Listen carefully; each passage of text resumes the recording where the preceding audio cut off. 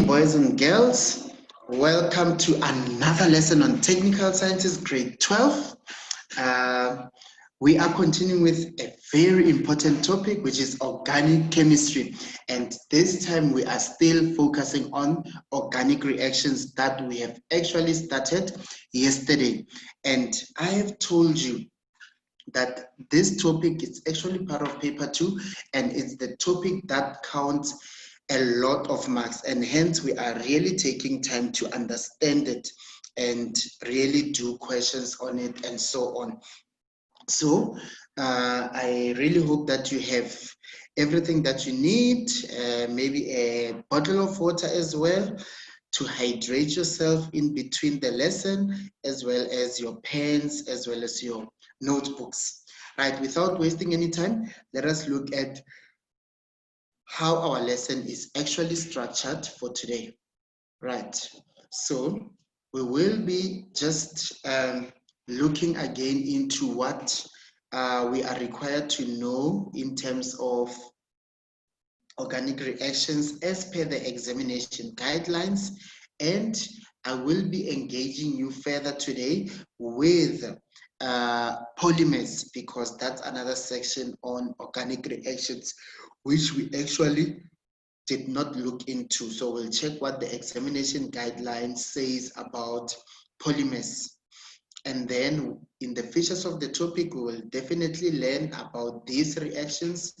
And we are also going to learn some definitions that are very important, particularly when we deal with polymers. And I will be informing some of you that perhaps have just showed for the first time how many marks this particular section of the work is actually going to be worth for your preparatory examination, of course, and that's if you haven't written the examination as well.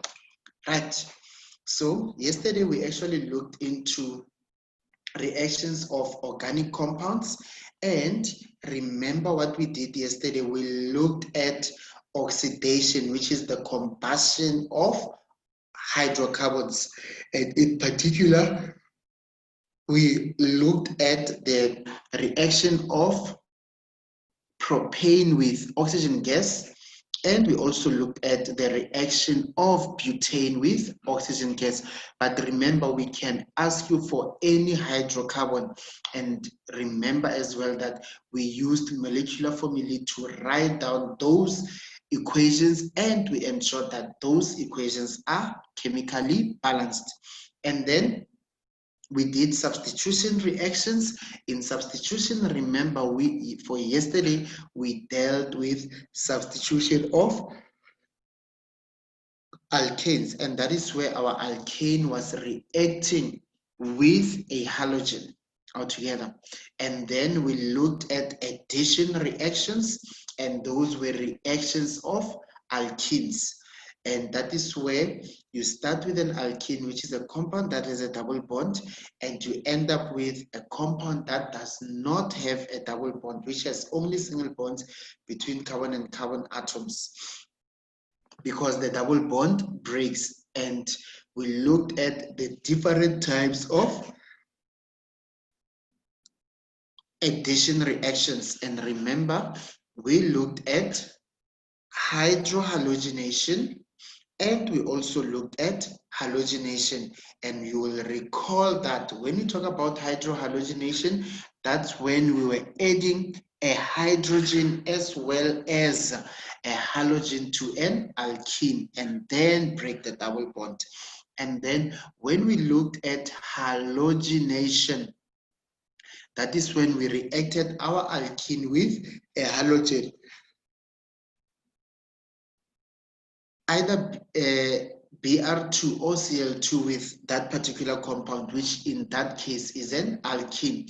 And remember, for all these reactions that we looked at, we use that code RCP, where we know that in a balanced chemical equation, we will then show the reactants, the conditions, as well as the products, but we will still revert back to that today. So for the lesson today, we are going to look at hydration of alkenes. which is actually adding water molecule to that particular alkene, and we'll be looking at hydrogenation, and that is where we add hydrogen gas to an alkene. Furthermore, we will look at substitution of haloalkanes, and we'll look at a type of substitution that we refer to as hydrolysis. So we will then look into reactions of haloalkanes. So we are also required to know that definition, that when you talk about hydrolysis, we are talking about the reaction of a compound with water. And this is actually a type of substitution. And then we'll also look at the reaction of HX. Basically, when you talk about HX, we are talking about this, a hydrogen halide. And we'll see, what if you add HCl to an alcohol, or what if you add HBr to an alcohol?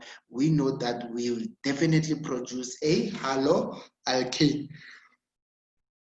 So we will look at that particular reaction. And then for the halogenation of alkanes, you remember that we did that yesterday, and that is definitely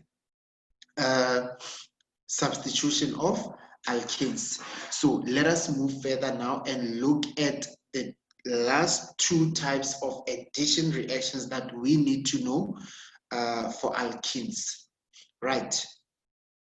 So we will also go further and look at plastics and polymers, and we'll just be looking at basic polymerization, that is the formation of polyethylene. And when we do that, we are going to look at a couple of definitions that are very important for you to know. And one definition that you need to know in polymers is the definition of a macromolecule. And we say it is a molecule that consists of a large number of atoms. And we will engage on that further when we look at polymers and how we will recall these definitions. Another definition that is important here is the definition of a polymer. And we say a polymer is a large molecule, and it is composed of small monomer units that are covalently bonded to each other in a repeating pattern. And we will learn further these particular definitions. Another definition that is important for you to know is the definition of a polymer. And we can see that it is a small organic molecule, and they can be covalently bonded to each other in a repeating pattern. And then the second last definition that you need to know is the definition of polymerization. And this definition reads that it's a chemical reaction, firstly, in which monomer units or monomer molecules join to form a polymer. And the last definition that you need to know is the definition of a plastic. And we say those are synthetic materials that are derived from organic compounds. So we have these 5 definitions that we need to learn under plastics and polymers. And then as we do polymers, we must be able to then identify monomers from given addition polymers. So we'll also talk about what do we mean when we say a polymer is an addition polymer. And lastly, we will talk about the uses of polyethylene.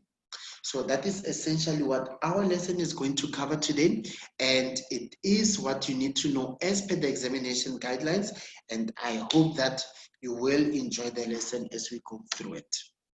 Right, now let us look at this particular reaction.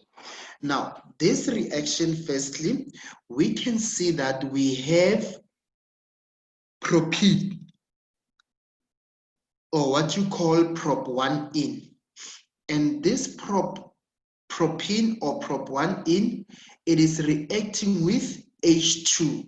Now you need to remember that when you talk about H2, we are basically talking about hydrogen gas. This is not hydrogen, it is hydrogen gas. So this part where we say it is gas, it is very important for you to mention it, because when you say it is hydrogen, basically it is incorrect, because hydrogen it's H. So we are talking about hydrogen gas.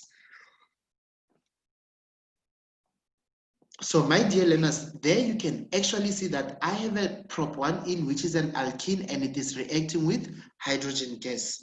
Now, the molecule that I am actually forming there, I can see that it is ethane.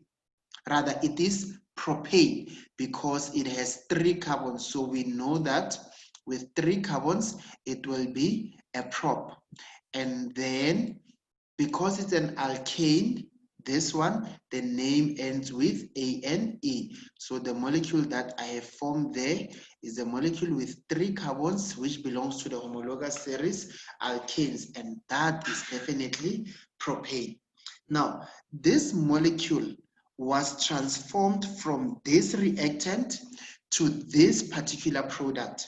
So what I can see in this transformation is that the double bond that was there between carbon 1 and 2, it's no longer there between carbon 1 and 2.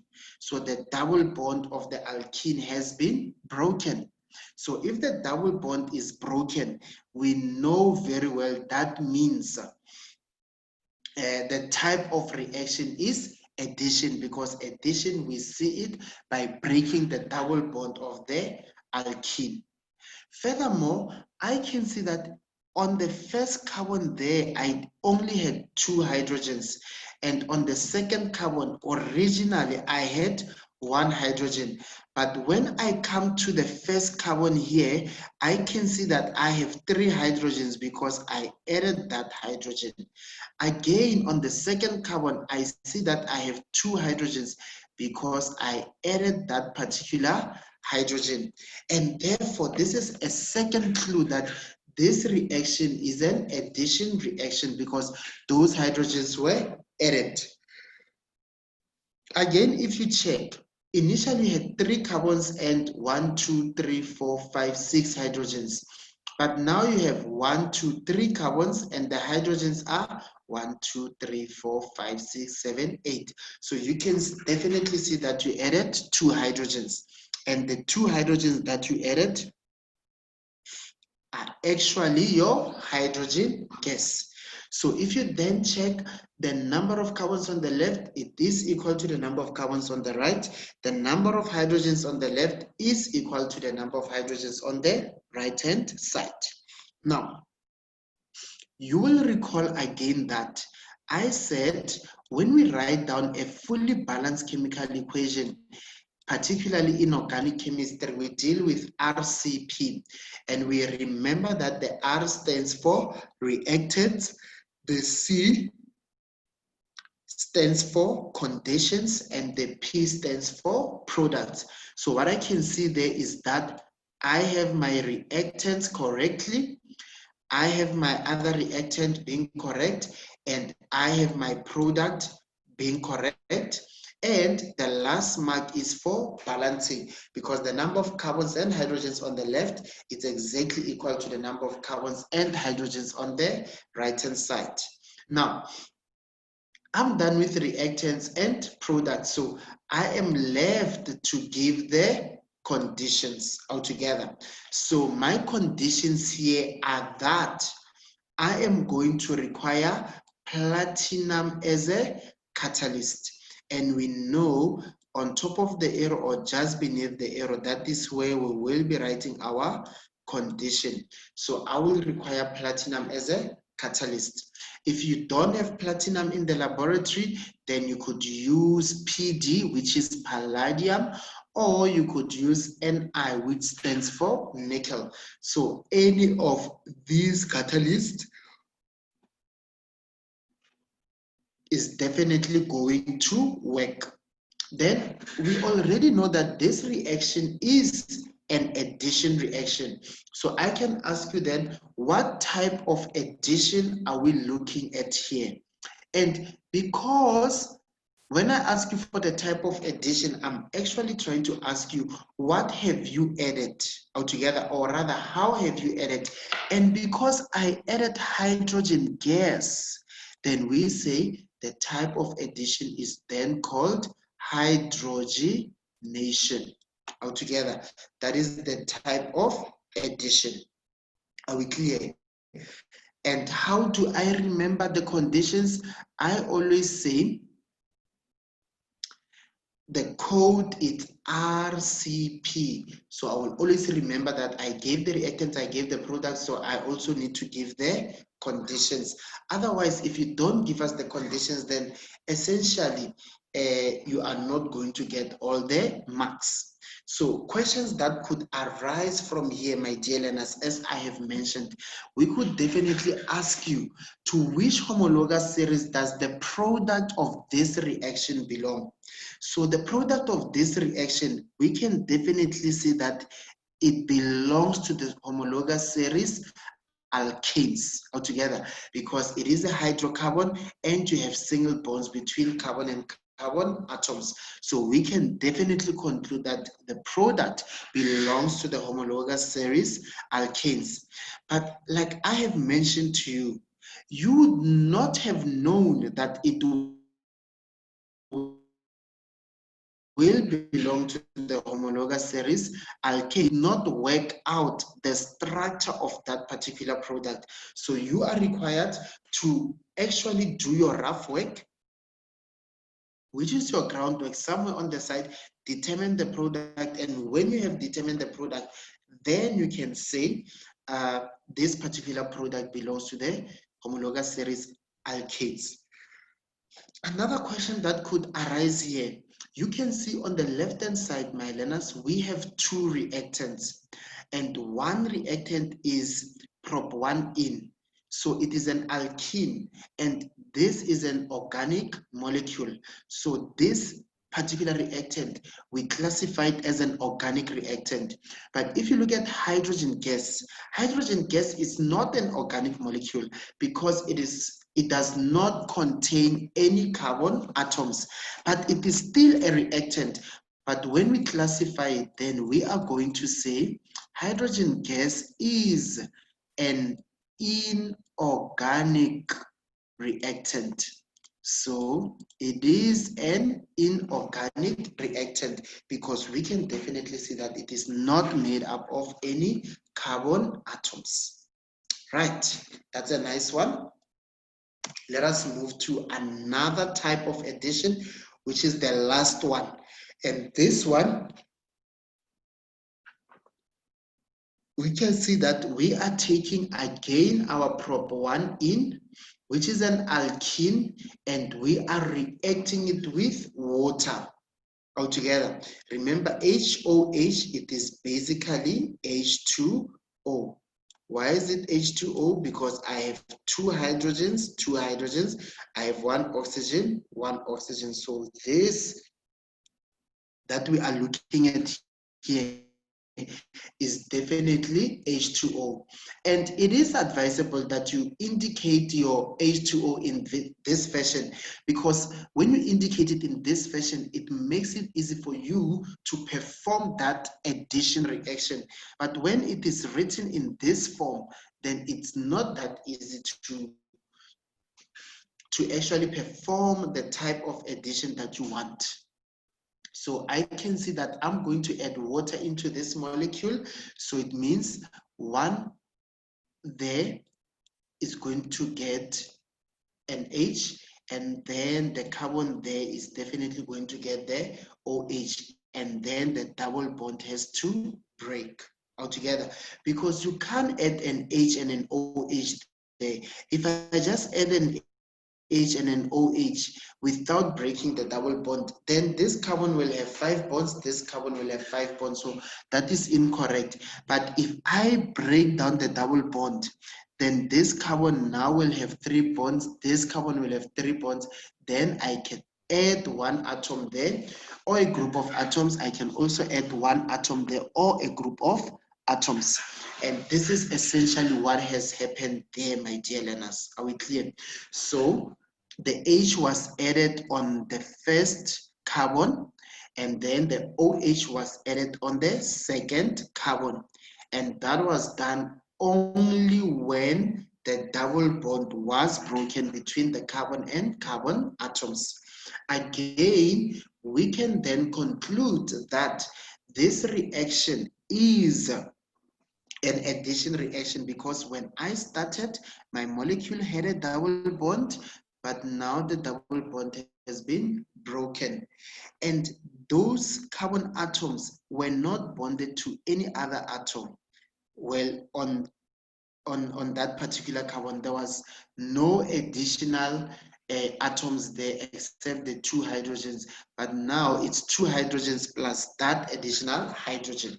And there, the carbon was bonded to an H, but now, as well as this carbon and that carbon, but now it's bonded to the H, still bonded to the carbon, still bonded to the carbon, but it's also bonded to the OH. So we have added that.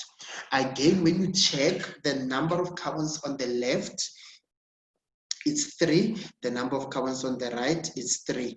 The number of hydrogens on the left is 1, 2, 3, 4, 5, 6. Plus that one, it's 7. The number of hydrogens is 1, 2, 3, 4, 5, 6, 7. The number of OH, you see this hydrogen, I'm going to count it with OH. Then I also have an OH. So I'll get my mark for reactant, another mark for reactant, and another mark for the product. Then we go and say, okay, according to the code RCP, we have only given the reactant, and we have also given the product. So we are left with giving the conditions. And what you should know is that when you see an alcohol, then you must know that you need to provide heat.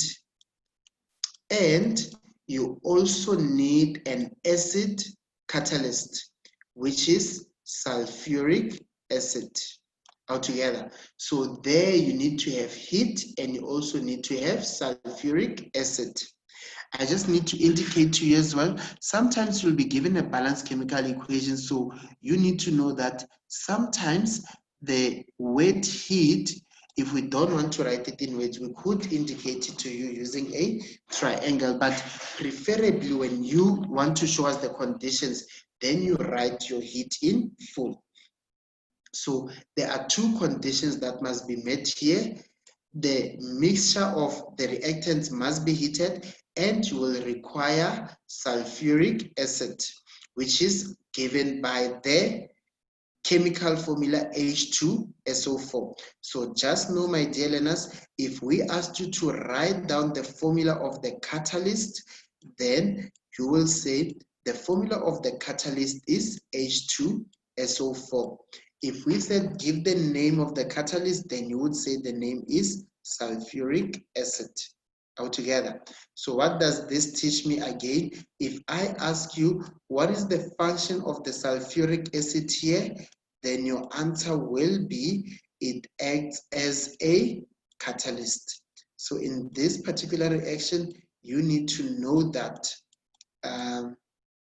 this sulfuric acid, it's actually our acid catalyst altogether.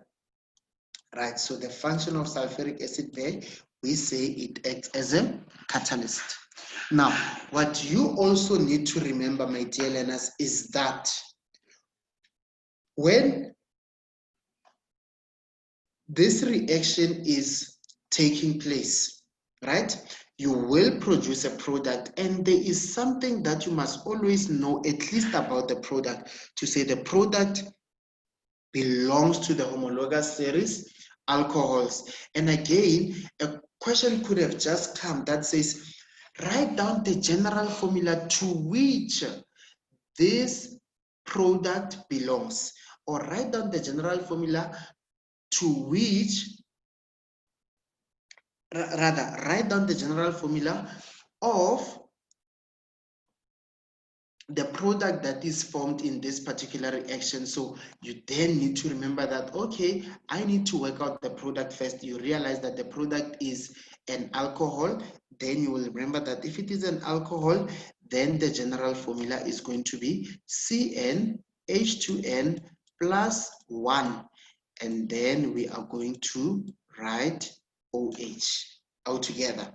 Right, so that is essentially how you would have given the general formula, but you wouldn't be able to give this general formula if you are not able to determine your product and correctly determine that the product will belong to the homologous series alcohols.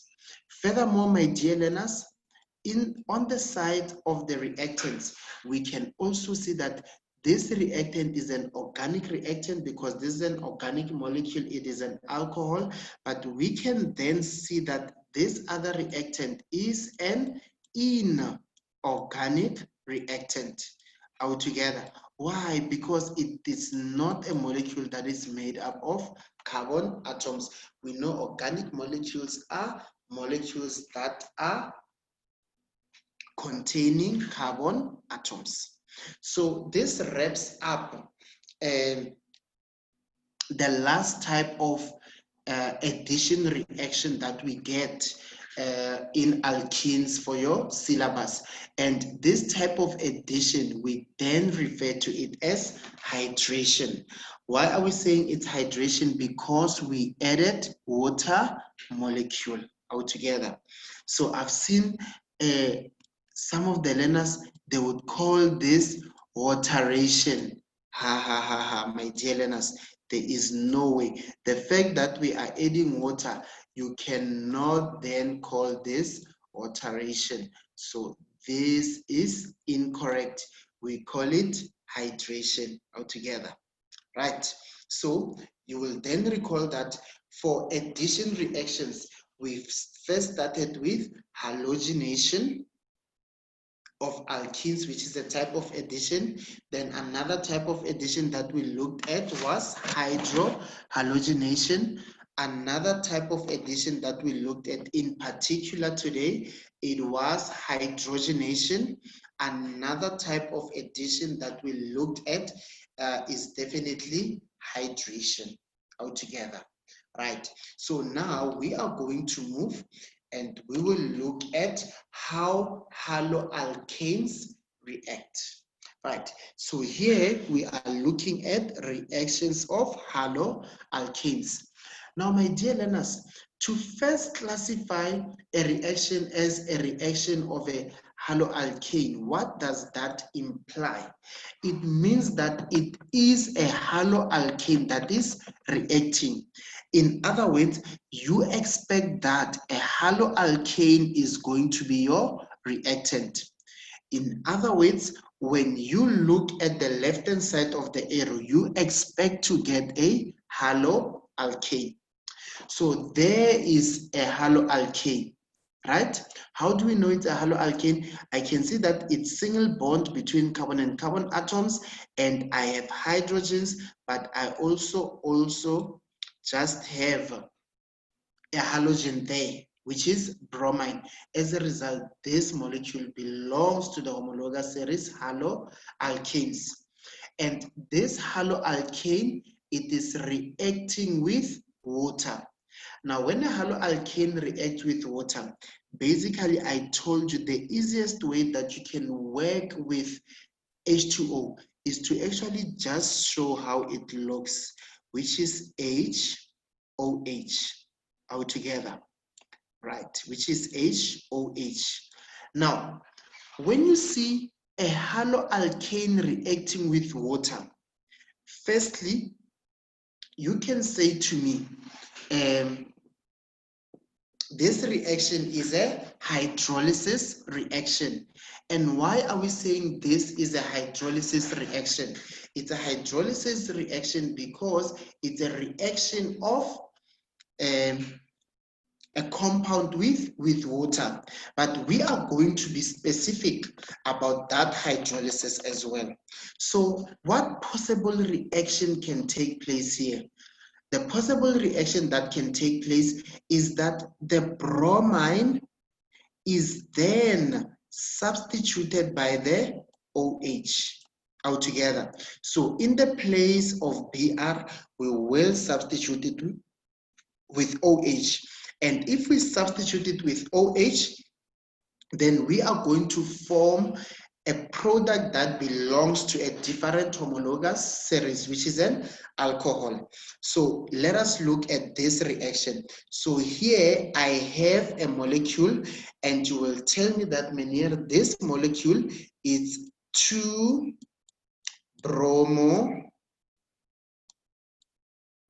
It's 2-bromobutane. And if I had to ask you, why are you saying this is 2-bromobutane? Firstly, you will say, Menir, the longest chain of carbons without breaking, it's 4. It's 1, 2, 3, 4. So the parent chain is a but.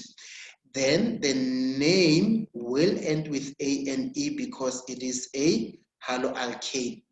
Then I number my carbons, and I'm forced to number carbon 1, carbon 2, carbon 3, and carbon 4.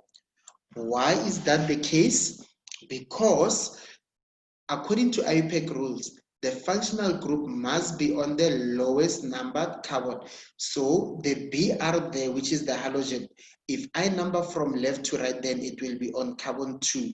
But if I were to number from left to right, then it would be on carbon 3. So the best way to number this from right to left.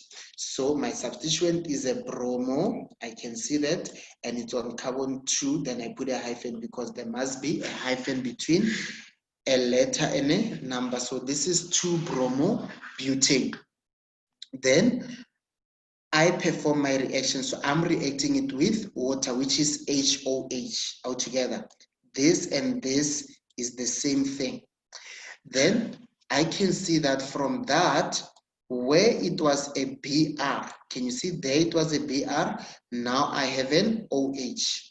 So when I have an OH, it definitely tells me that the Br, the bromine atom that was there, has been substituted by a hydroxyl group altogether. It has been substituted by an OH, and then everything else remains the same. So what am I going to be left with? I'm going to be left with the Br that I have released, but I'm also going to be left with the H that did not do anything. In other words, the other product that I'm going to have, or rather the other product that I'm going to form, it will be HBr. Then our chemical reaction or our chemical equation is fully balanced. So it will be a mark for the reactant, another mark for the reactant, a mark for the product, a mark for the product as well, altogether. So what we can definitely see here, my dear learners, is that the product that I have formed belongs to the homologous series alcohols. And another product that I have, which is an inorganic product, I can see that this one is hydrogen bromide, and it is simply HBr. So if I wanted the name, you would have said to me, Menir, the name is hydrogen bromide. If I wanted the chemical formula, you would have said to me it is HBr. And another thing that I want to alert you with, my dear learners, you don't just write, ne? You can't write HBr. Can you see? This B, it's wrong. It has to be a capital letter. Right. So that is that. And then another inorganic reactant that we need in this particular reaction is H2O, which is a water molecule. So we are done with reactants, we are done with products. So now we need to go to conditions altogether. So for our conditions, my dear learners, just note that when your haloalkanes are reacting in this fashion, I can see that the type of reaction there is definitely substitution altogether. So if I want the type of reaction, you would have said to me, Menier, the type of reaction is substitution. How do we know it is substitution? Because where I had the Br, it has now been substituted by the OH. So the type of reaction is substitution. But the type of substitution, my dear learners, we then call it hydrolysis altogether. Why is the type of substitution hydrolysis? Because we substituted using water. Again, remember hydrolysis is a reaction between a compound with water. And that is why I don't want us to confuse this. When you talk about the type of reaction, it will be substitution. But when you talk about the type of substitution, we then say it is hydrolysis altogether. So you then know that for substitution of haloalkanes, then you are going to require your heat. But you must note that your heat must be mild. So if we ask you a question, we said, what are the conditions that must be met in order for a haloalkane to undergo substitution? You can't just say heat to me. You must say mild heat altogether. So the heat there is mild. Because, just for interest's sake, if the heat was high, then it would not undergo substitution altogether. It would actually undergo what we call elimination. So, which is something you are not doing anyway in your syllabus, but just know that you have to be specific about the heat being mild. And also you require excess water in order for a substitution reaction to take place altogether. So those are reactions of haloalkanes. Then we move further. We look at substitution of alcohols now in the presence of a hydrohalogen, right? Right, in the presence of a hydrohalogen. So now we are looking at the substitution of alcohols. Now, let us look at our molecule there. If you look at this molecule, Elena would have said to me, Menier, if you ask me for the name of the molecule there, this would have been propan-1-ol. And how do we get to propan-1-ol, Menier?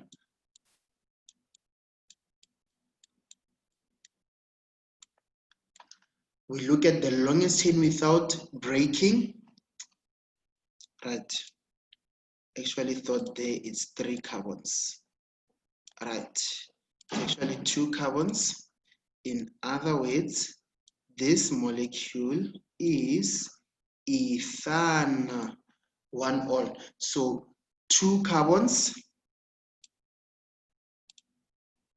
I just want to make it easy for you, because I just thought it was 3 carbons there. Right. There I have ethanol because the longest chain without breaking is 2, so it's eth, and we add our AN, and because the OH is on carbon number 1, we just say ol, so it's ethan-1-ol. Ethanol. Even if we take this OH and we bring it on this carbon, I will still get the same molecule. It will be ethanol altogether. So eth, for the fact that I have 2 carbons in the parent chain, we add the AN and the ol, because with alcohols, the name must end with OL. So that molecule is then called ethanol. And then with ethanol, we can see there it's reacting with HBr altogether. So this is a hydrohalogen because I have a hydrogen as well as a halogen there. So very simple, the halogen is also going to substitute the OH altogether. So where I saw the OH, it will now be a halogen, and that's exactly what we can see in the product altogether. The OH there has been substituted by the Br. And what am I going to be left with? I'm going to be left with this H that did not work and that OH that was substituted. And hence my other product will be HOH altogether. So it's very simple. When you look at this type of reaction, my dear learners, I'm really expecting you to see that the halogen is simply going to substitute the hydroxide group, which is the OH that is on the alcohol. And we can ask you all of those questions that I've been referring to. For example, which product is the product HOH, organic or inorganic? Write down the formula of the inorganic product formed, write down the chemical formula of the inorganic reactant that is needed, and so on. So this is simply substitution, and you are not required to know the type of substitution. Right, so that sums up your basic reactions, and now we move to polymers. Right, and polymers, my dear learners, they are very short. Now, we are going to look at the definitions that you are supposed to know, and I will remind you, but we will use them here as we discuss. But the definitions are these ones, my dear learners. We must know how to define the term a macromolecule, how to define the term a polymer, a monomer, the definition for polymerization, and also the definition for plastics. So let us go and learn those definitions looking at this particular reaction. Firstly, my dear learners, we have what we call a monomer. Now, a monomer,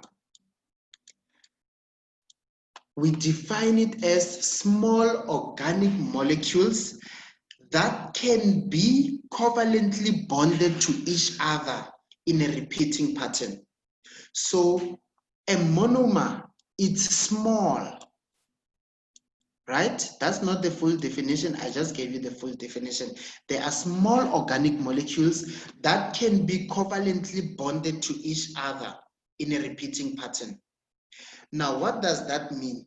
It means that if you take a monomer, right, and you join one monomer to another monomer, because they can be covalently bonded to each other. If you join them,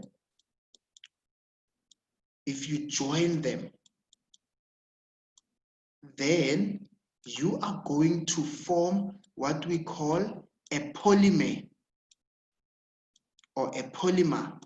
Now, when you form a polymer, you can definitely see that it was formed from small organic molecules that are covalently bonded to each other in a repeating pattern.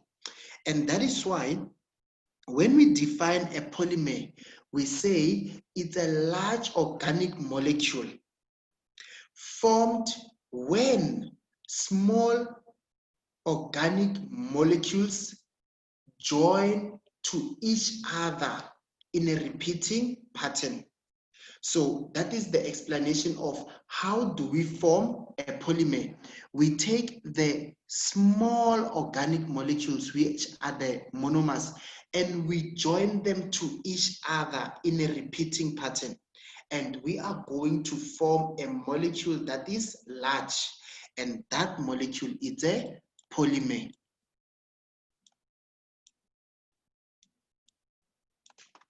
Altogether. So a polymer is large in nature. It's a large molecule because we take small monomer units, small organic molecules, which are our monomers, and we join them to each other in a repeating pattern.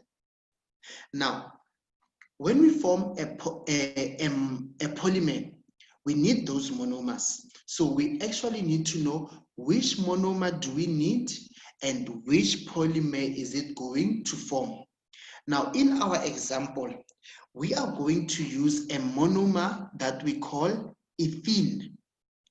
Now, when we take ethene and we join a lot of these ethenes to each other, we will form a polymer, and that polymer is called polyethylene.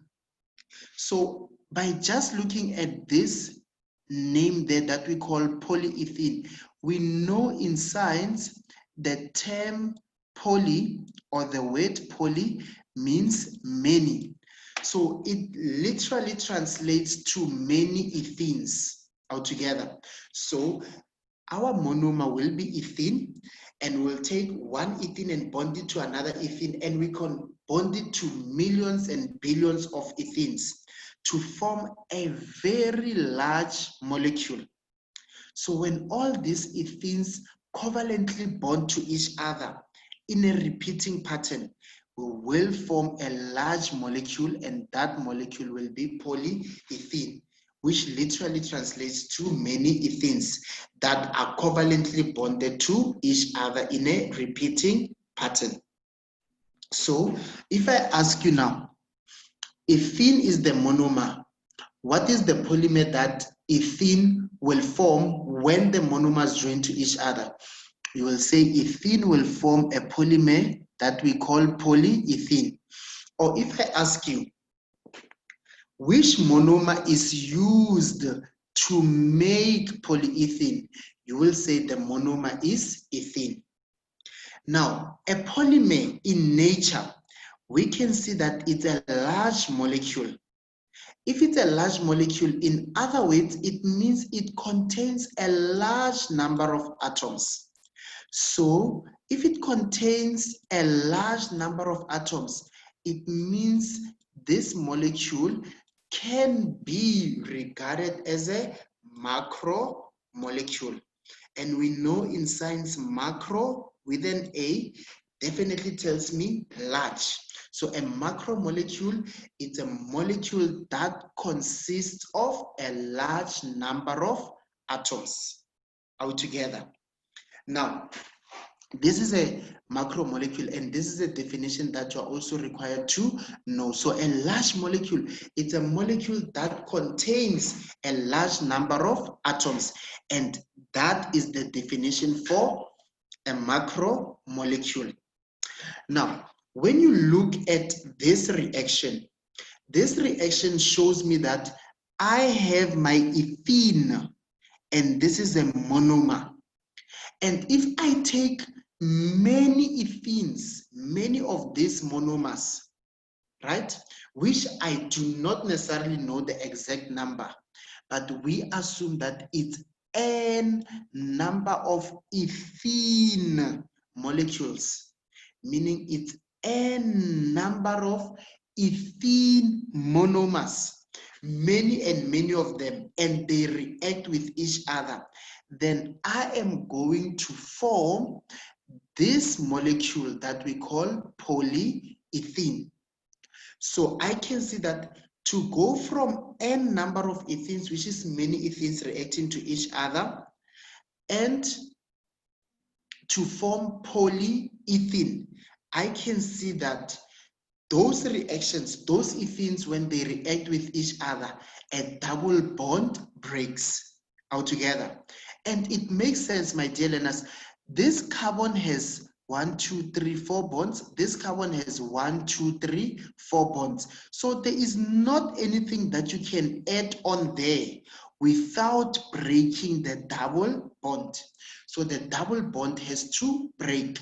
And hence, when we show you the structure of polyethylene, we show you 2 carbons, but with the double bond that is broken. And there are your hydrogens. But on here, to make the last bond, because it already has 1, 2, 3, 1, 2, 3. These ones, my dear learners, we do not show the hydrogens, because if you show the hydrogens, this is now going to be ethane. This bond here shows me that the chain can actually be longer, way too longer, going to the right, because polyethylene is a larger molecule. So the number of carbon atoms not necessarily are definitely way greater to the right.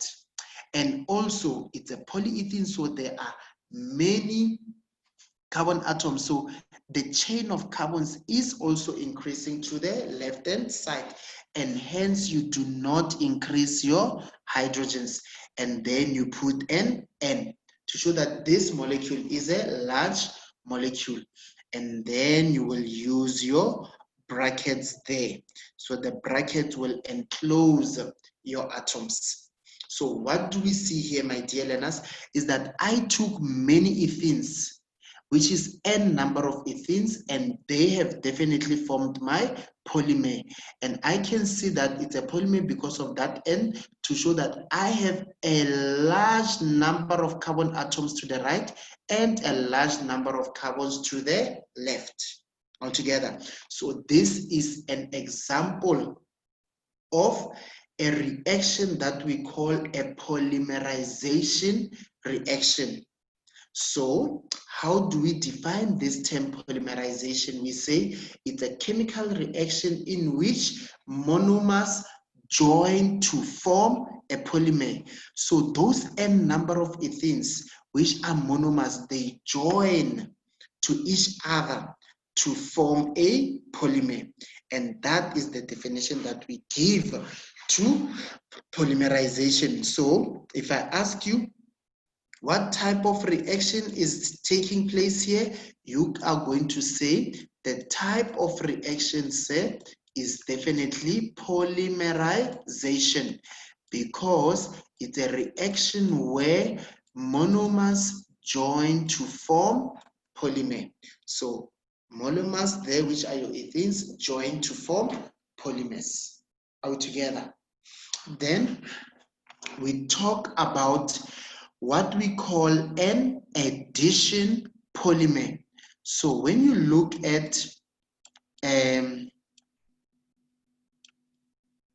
polyethylene, it is an example of an addition polymer. Firstly, my dear learners, you know that it is a polymer because it is a large organic molecule composed of small monomers that are covalently joined to each other in a repeating pattern.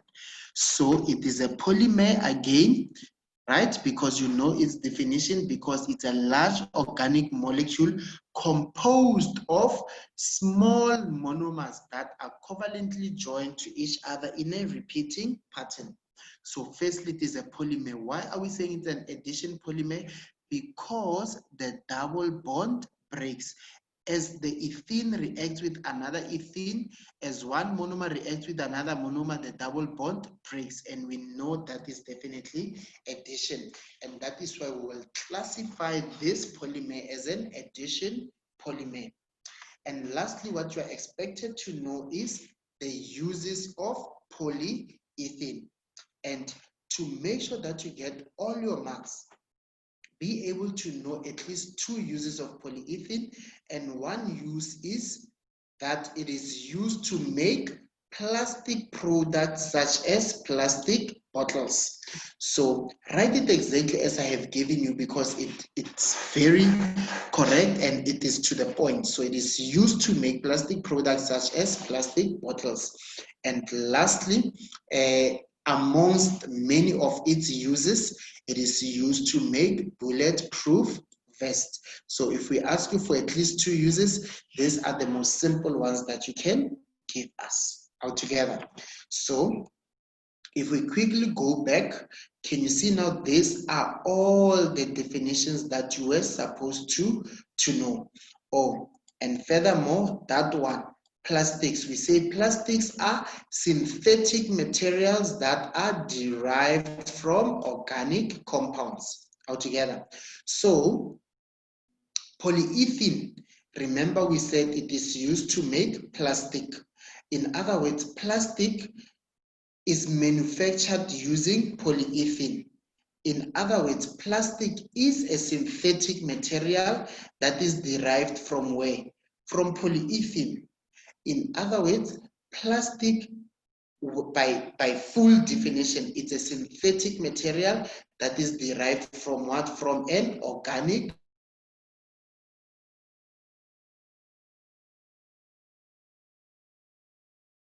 compounds.